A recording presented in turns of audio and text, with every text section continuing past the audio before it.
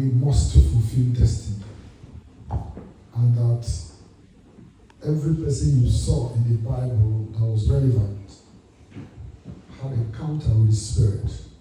And it was this Spirit that empowered them to be relevant.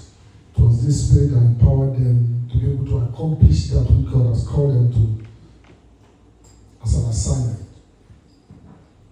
I'm going to list the factors that affect fulfillment of destiny. And afterwards, I think I will discuss one. If time permits, I'll go beyond one. If necessary, we'll pray with some of them as God leads.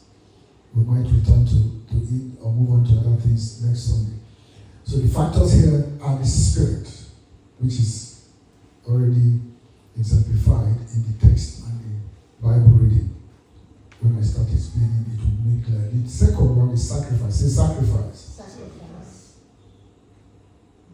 Sacrifice is one of the most weighty factors that affect destinies. For instance, if somebody in a polygamous setting, and you see a wife of a polygamy who is evil or who is dangerous, begins to threaten the other wife that is going to deal with the children.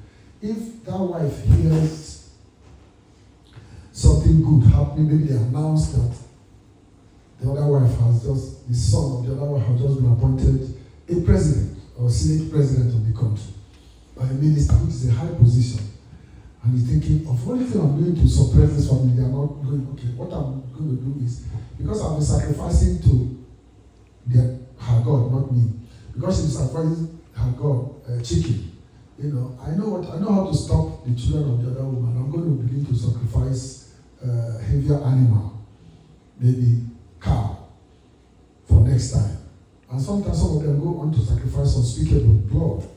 So that is how sacrifice is. The weight of sacrifice is so important that even God himself had to sacrifice the only begotten son. Abraham, to become the father of nations, sacrificed Isaac, more or less, because it was considered done. So I continue to list. I was trying to explain that I don't think that's the right way, so that I will capture to swear for people who are making note. So the first one is spirit, the second one is sacrifice, the third one is the wind, that's the element. The fourth one is the earth. And the fifth one is God and man. Say God and man. So, having